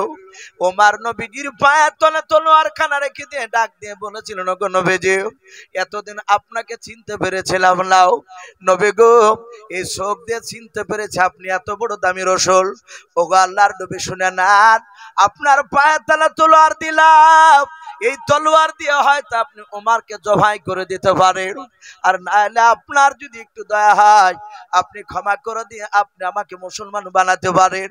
আল্লাহর নবীজি বাপজি ওমরকে বুকের সাথে পাঁজা মেরে জড়ে ধরলেন। নবী আমার কপালে ওমরে চুমা দিয়ে ডাক দিয়ে বলুন, ওমরে শুনে নাও, আমি দুনিয়ার বুকে বদলা নিতে আসি নাই। জোরে বলুন সুবহানাল্লাহ। আল্লাহ রাসূল কাঁদেন আর বলেন, ওমর, আমি বদলা নিতে আসি নাই, আমাকে বদলা নেওয়ার জন্য পাঠাই নাই, আমাকে রাহমাতুল আলামিন পয়গম্বর রাসূল করে পাঠিয়েছে। ওমর, আমি তোমাকে ক্ষমা করে দিয়েছি, আল্লাহর কাছে দোয়া করছি আল্লাহ তোমাকেও ক্ষমা করবে। হে ওমর, পড়ে না কলমা লা ইলাহা ইল্লাল্লাহু মুহাম্মাদুর রাসূলুল্লাহ। সকলে বলুন সাল্লাল্লাহু তাআলা আলাইহি ওয়াসাল্লাম। বাপজি সাথে হাতে কলমা পড়ে তিনি মুসলমান হয়ে গেলেন। ওমর বললেন, ওগো নবী, আজ বুঝতে পেরেছি এই ইসলাম সত্য। হে নবী, আর ভয় করা লাগবে না। নবী আপনার ডান পাশে ওমর দাঁড়িয়ে, নবী আপনি এক্ষুনি চলো কাবা শরীফে মক্কাতে দাঁড়িয়ে প্রকাশ্যে আপনার সাথী ভাইদেরকে দিয়ে আযান দিয়ে আমি ওমর দাঁড়িয়ে ওই জায়গাতে জামাত করে নামাজ আদায় করব। জোরে বলুন সুবহানাল্লাহ। বাপজি মক্কার কাফিরেরা তারা ভয় ধরে গেল, এই জন্য বাপজি মাঝে মাঝে দোয়া করবে। আজ আমিও জুম্মার নামাজের পর দোয়া করেছি, সকলেই দোয়া করবে, হে আল্লাহ তুমি দুনিয়াতে ওমরের মতো নেতা বানিয়ে দাও। বলুন আল্লাহুম্মা আমিন। আজ ফিলিস্তিনের বাপজি আমার মা বোনদেরকে ইসরায়েল ইহুদি কুত্তার বাচ্চারা তারা ধরে হত্যা করেছে। শুধু হত্যা নয়, আমাদের মা বোনদেরকে যারা বুরকা পরা থাকে তারা এত সুন্দরী ফিলিস্তিনের বাপজি মা বোনদেরকে ধরে নিয়ে গিয়ে ওই ইহুদি কুত্তার বাচ্চারা তারা জোরপূর্বক ধর্ষণ করছে। বলুন আস্তাগফিরুল্লাহ। শুধু ধর্ষণ নয়, তাদেরকে বাপজি ধর্ষণ করার পর তাদেরকে জীবন্ত বাপজি আগুন দিয়ে পুড়ে দিচ্ছে, জবাই করে ফেলছে। তাই বাপজি আমাদের পৃথিবীতে এখনো উমরের মতো নেতার অভাব। আমরা দোয়া করি, হে আল্লাহ গোটা পৃথিবীতে প্রতিটা দেশে তুমি উমরের মতো বাদশা বানিয়ে দাও। জোরে বলুন আল্লাহুম্মা আমিন। বাপজি আমার সোনা লালেরা, সেই উমর মসজিদে নববীতে আল্লাহ রাসূল সাল্লাল্লাহু তাআলা আলাইহি ওয়াসাল্লামের হাত দুখানে ধরে বললেন, ওগো নবী, আমি আপনাকে না চিনার আগে আপনাকে মারতে গিয়েছিলাম, রাসূল আমি ঈমান আনার পরে আর বেঈমানরা আপনাকে মারা তো দূরের কথা, আপনার দিকে চোখটা রাঙা করে তাকানোর সাহস পাইনি। বাপজি আমার সোনা লালেরা, সেই নবী জনাবে মুহাম্মদ রাসূলুল্লাহ সাল্লাল্লাহু আলাইহি ওয়াসাল্লামের সাহাবা আবু বকর বলেন, নবী গো, আপনি এতগুলো সাহাবা মসজিদে নববীতে কেন আপনি আমাদেরকে বসতে বললেন? প্রায় 600-র উপরে সাহাবা ছিল। নবীজি বললেন, ওগো সাহাবাই কেরাম, আমাকে আল্লাহ দুনিয়ার বুকে নবী রাসূল পাঠিয়ে আল্লাহ কোরআনে জানিয়ে দিয়েছেন, ও খাতামান নবিয়্যিন, নবুয়তের দরজায় বিশ্ব নবীকে পাঠিয়ে বলেছেন আমি তালা মেরে দিয়েছি। আমাদের আকীদা, আমাদের এটা বিশ্বাস, কিয়ামত পর্যন্ত আর কোন নবী রাসূল আসবে না। আসবে বা কোন নবী রাসূল আসবে না। তাই নবী বললেন, এই সাহাবারা, আমাকে পূর্ণাঙ্গ দিন দিয়ে পাঠিয়েছে, আমি তোমাদের মধ্যে একজন সাহাবাকে দেখতে চাই যেই দেশের বাদশা বেঈমান, তার দেশের নাগরিক বেঈমান, সেই দেশটার নাম হচ্ছে সম্রাট রোম দেশ। আর সেই রোম দেশের সম্রাট তার নাম হচ্ছে হিরাক্লিয়াস। বুখারীতে বাবজি তার কয়েকবার নাম রাসূলুল্লাহ নিয়েছে, বুখারীতে তার নাম এসেছে। সেই বাদশা হিরাক্লিয়াস বেঈমান হলো, তার বুদ্ধি ছিল। অনেক সময় নবীজি তার প্রশংসা করেছে বুদ্ধির। আল্লাহর নবী বলেন, এই সাহাবারা, 600 সাহাবার মধ্যে একটা সাহাবা কে যাবে বলো আমার দিনকে সেখানে প্রচার করতে? আল্লাহর নবীজির সাহাবার মধ্যে থেকে বাবা একজন সাহাবা, जिनार नाम बाप जी किताबे से जो हजरत दाहियातुल कल्बी रादियाल्लाहु ताआला अन्हु আল্লাহর নবীজির সাহাবা ওই দাহিয়াতুল কলবি রাদিয়াল্লাহু তাআলা আনহু তিনি দাঁড়িয়ে গেলেন, বলেন নবী গো, আমি একাই রোম দেশের সম্রাট হিরাক্লিয়াসের কাছে কলমার দাওয়াত নিয়ে যাব। বলে যাও বাবা, কিন্তু নবীজির তরফ থেকে যখন কলমার দাওয়াত নিয়ে যাও রোম দেশের সম্রাটের কাছে গিয়ে হিকমতের সহিত কথা বলবা। বলুন সুবহানাল্লাহ। হিকমতের সহিত আলোচনা করবা। বাবা, আমরা নামাজ পড়ি অনেকে, কিন্তু হিকমতের সহিত কথা বলে আমরা জানি না। অনেকে ভাববেন যে হিকমতের সহিত কি করে কথা বলতে হয়। প্রায় মসজিদে দেখবেন জুম্মার দিনে বাচ্চা ছেলে নিয়ে যায়, যায় না অনেকে? সবাই না, কিছু মানুষের গা চুল খায়। ওই বাচ্চা ছেলেকে যদি মসজিদে যেতে দেখে, ও বলে যায় বাপ আসেনি আর হাত ঘুরিয়ে খেলিয়ে এসেছে। বাপজি না, বলবেন না, এটা হিকমতের কথা নয়। বাচ্চা ছেলেটাকে আপনি খুব জোরে ইশারা করে একটু বলতে পারেন, বুঝাতে পারেন যে বাবা এটা মসজিদ, এখানে হইচই করতে নেই। হইচই করলে যারা নামাজ পড়বে তাদের নামাজের ব্যাঘাত ঘটবে।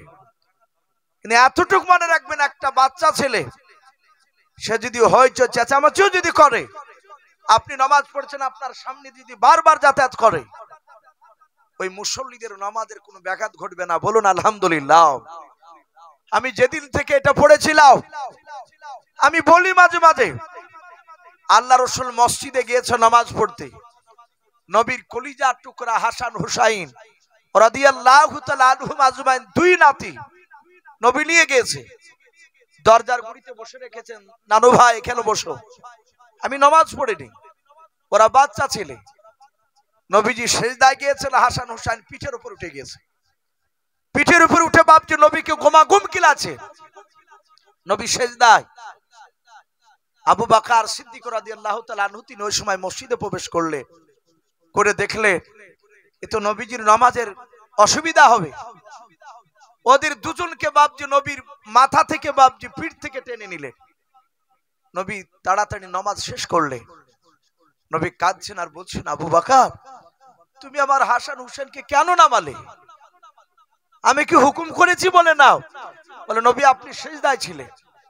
আল্লাহ নবী বলেন, ও আবু বকর তুমি যদি না টানতে, আর আমার হাসান হুসেন দুই ভাই ওরা যদি স্বইচ্ছায় পিঠ থেকে যদি না নামতো, কিয়ামত পর্যন্ত আমাকে যদি আল্লাহ হায়াত দিতে, ওরা কিয়ামত পর্যন্ত না নামলে আমরা কিয়ামত পর্যন্ত আমি সিজদা তুলতাম না। বলুন সুবহানাল্লাহ। একজন সঙ্গ রাসূলুল্লাহ। বাপজি এই জন্য বলবো, বাচ্চা ছেলে গেলে বাপজি তাদেরকে আপনি তেখরি মিকরি করবেন না, একটু বুঝাবে। দরকার হলে বাপজি এক জায়গায় ছেলেগুলোকে না রেখে পাশাপাশি একটু দৌড়াদৌড়ি রাখবে। ওরা দেশের বাপজি ভবিষ্যতের মুসল্লি তারা। বাপজি আমার সোনা লালেরা, হিকমতের সহিত কথা বলা লাগবে। আল্লাহ রসুল বলেন, হে সাহাবা, রোম দেশের সম্রাটের কাছে হিকমতের সহিত কথা আলোচনা করবে। ভাই আমি আপনাদের কাছে বাপজি আমার বলার উদ্দেশ্য এই যে রসুলের দিনকে টিকে রাখার জন্য নবীর সাহাবারা বিভিন্ন জায়গায় কলমার দাওয়াত নিয়ে গিয়েছিলেন। বাপজি আমাকে বলেছেন এই জালসার সভাপতি সাহেব, যারা এখানে আছে, যে মাওলানা সাহেব সানোয়ার সাহেব দাওয়াত দেয়, সেদিনে বলছিলেন, আজও বলেন ইসু ভাই একটু শেষের দিকে একটু কালেকশন করবেন আমাদের মসজিদ মক্তবের জন্য। এই বাবজিতে বলি ফেলে যে বেশিরভাগ যদি প্রথম থেকে কালেকশন করতে লাগে তাহলে তো মানুষ ওয়াজ শুনে শান্তি পাবে না, একটু শেষের বেলা দেখবে। তাই বাবজি আমি আপনাদেরকে বেশি নয়, মিনিট 15 আল্লাহর দিনকে টিকে রাখার জন্য আজ ভারতবর্ষের মাটিতে বাবজি কিছু মানুষ এরকম সিদ্ধান্ত নিছে যে দুনিয়ার বুকে নয়, ভারতবর্ষে আমরা মাদ্রাসা রাখবো না। অনেক জায়গায় আসামের মধ্যে প্রায় 600-র কাছাকাছি মাদ্রাসা তারা অলরেডি বাবজি বন্ধ করব বলে সিদ্ধান্ত নিয়েছে। অনেক সময় খবরে দেখছেন আপনারা। আমি প্রতিটা বাবজি ভাইদেরকে বলবো, যতদিন পৃথিবীতে মাদ্রাসা থাকবে ততদিন বাবজি সূর্য পূর্ব দিকে উঠবে, বলুন সুবহানাল্লাহ। মাদ্রাসা যেদিন বাবজি গোটা পৃথিবী থেকে বিলুপ্ত হয়ে যাবে, বন্ধ হয়ে যাবে, সেদিন জানবে মুসলমানের অস্তিত্ব আর টিকে রাখা যাবে না, আস্তে আস্তে শেষ হয়ে যাবে। ওরা বুঝেছে যে মাদ্রাসা থেকে ইসলাম প্রচার হচ্ছে, তাই মাদ্রাসাকে আগে বন্ধ করা দরকার। ইনশাআল্লাহ আমরা জান মাল দিয়ে আমরা মাদ্রাসাকে হেফাজত করব, বলুন ইনশাআল্লাহ। বাবজি প্রতিটা মসজিদে মক্তব শিশু মাদ্রাসা হওয়া দরকার। আপনার আমার ছেলে স্কুলে পড়ে, বিদেশি জায়গা যাওয়ার সময় দিতে পারবে না, ও বাড়ি থেকে আপনার সপ্তাহে 2 দিন হোক, যেহেতু বাচ্চা ছেলেরা সবাই আপনার আমার ছেলে প্রাইভেট পড়ে স্কুলে যায়, সপ্তাহে 2 দিন হোক মক্তবে আসো। 1 মাসে নয়, 2 মাসে নয়, 1 বছরের জায়গায় 2 বছরে লাগুক, কোরআন শিখো। এটা প্রতিটা বাবজি মহল্লায় শিশু মাদ্রাসা মক্তব বাবজি বিশেষ প্রয়োজন। আপনাদের এখানে বাবজি মক্তব রয়েছে, শুনলাম একজন শিক্ষক রাখা হয়েছে, তাকে বেতন দিতে হয়। মসজিদেরও বাবজি অনেক কাজ হয়, মসজিদের যেহেতু ভিতরে মক্তব, তা আমি প্রতিটা বাবজি ভাইদেরকে বলবো, বাপ বেশি নয়, 10,000 20,000 বাবজি চাইবো না, মাত্র বাবজি 2,000 করে টাকা আল্লাহর দিনকে টিকা রাখার জন্য, কোরআনকে বাবজি জিন্দা রাখার জন্য 2,000 টাকা। বিশ্বনবী জামানায় সাহাবায়ে কেরামরা তারা দিনকে টিকা রাখার জন্য তারা জানের প্রতিযোগিতা লাগাতেন, বলুন সুবহানাল্লাহ। আজকে আমাদের জান নয়, আজকে কিছু ধন সম্পদ থেকে বাবজি কিছু টাকা মাল আল্লাহর দিনকে টিকা রাখার জন্য। তাই বাবজি একবার নারে তাকবীর দিব। কোন আল্লাহর বান্দা রয়েছেন এখানে, কোন মুজাহিদ বান্দা রয়েছে, পর্দার আড়ালের মা বোনেরা আছেন, আপনাদেরকেও বলবো শুদ্ধে বাবজি ভাই একবার নারে তাকবীর দেওয়ার সাথে হাতে আল্লাহু আকবার বলে হাতখানা উঁচু করে বলবে 2,000 করে টাকা বাবজি, বেশি নয়, মাত্র 10টা মানুষকে আমি একটু দেখতে চাই। আল্লাহর বান্দা কোরআনকে বাবজি সেখানে পড়ানো হবে, সেখানে আপনার আমার ছেলে দেশের ছেলেরা তারা কোরআন শিখবে। তাই বাবজি একবার নারে তাকবীর দিব। কাছে যদি না থাকে বাবজি বলবেন যে আমি 1 মাসে দিব, 2 মাসে দিব, 3 মাসে দিব, ইনশাআল্লাহ 2,000 করে টাকা। বাবজি আমাদের অনেক সময় একটা রেস্টুরেন্টে একটা বন্ধুকে নিয়ে গেলে আমাদের 1,500 2,000 টাকা ভরে যায় খাবার খেতে গিয়ে।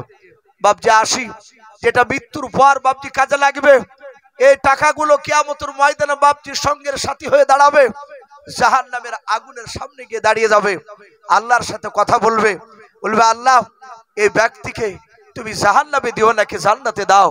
তাই বাবজি একবার নারে তাকবীর দিব, আল্লাহু আকবার বলে সাথে হাতে বাবজি কোন আল্লাহর মুজাহিদ বান্দা 2,000 করে টাকা, আমি 10 জনকে একটু দেখতে চাই, বলে নারে তাকবীর।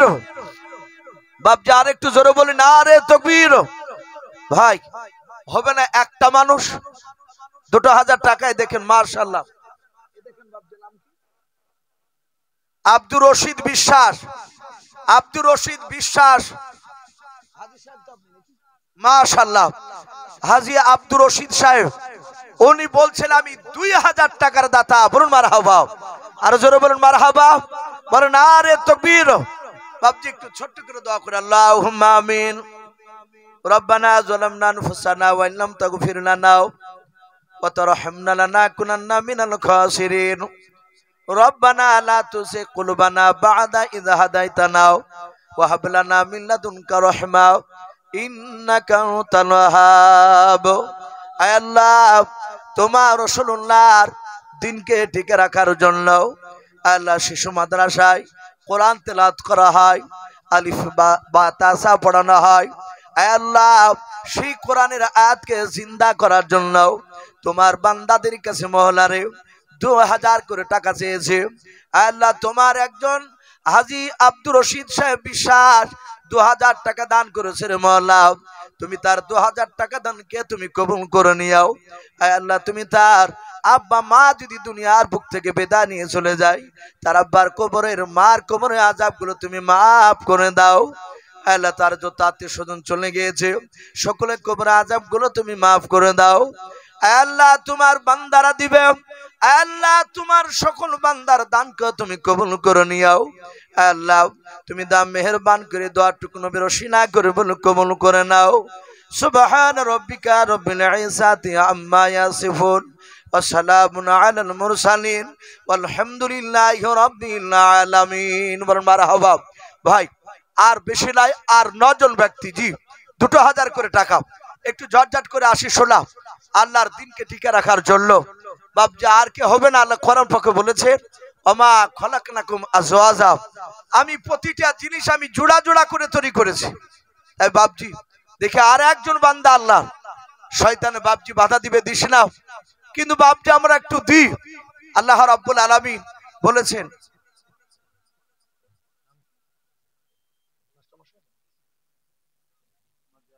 মাশাআল্লাহ। এ দেখেন মাস্টার মশাই তার পোশাক সুন্নতি তরিকায়, আলহামদুলিল্লাহ। ভাইজান পেছনে বসে আছে, নাম মাজহারুল ইসলাম সাহেব, উনি মাস্টার মশাই, উনিও বলছেন আমি 2000 টাকার দাতা। বলুন মারহাবা, বলেন নারে তাকবীর। এ মাজহারুল ইসলাম নামে দেখো বান্দা কোথায় যে ছিলাও, নবী নাম শুনে দেখে 2000 টাকা দিলাও। 2000 টাকা বলে মনে করিও না হেলাও, নেকের খাতায় মলা লিখিও গো মেলাও। যার সাথে যে নিয়াতে করিয়াছে দান, দানকে কবুল করো তুমি সবার। অগবারি দোয়া করি অগ পাকবারি, মেজানেতে নেকির পাল্লা করে দিও ভারি। আরো দোয়া করি মোলা তাহার জন্যতে, ঈমান আমল রেখে তুমি দুনিয়ার বুকে আল্লাহুম্মা আমিন। নারে তাকবীর। ভাই একটু চটচট করে আসি, আর কমিটি ভাই না একটু লেখালেখি করতো, অনেকে হয়তো দিবে ইনশাআল্লাহ, তাই আসি ভাই। বাপজি একটু চটচট করে উঠি, বেশি নাই 2000 করে টাকা, 10,000 20,000 50,000 চাইলি।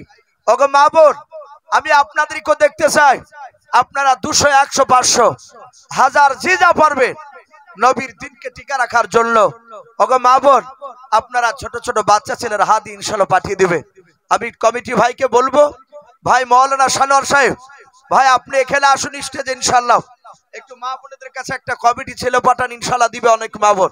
বাপজি একটু আসি, আল্লাহর কোন বান্দা একটু তাড়াতাড়ি আসি।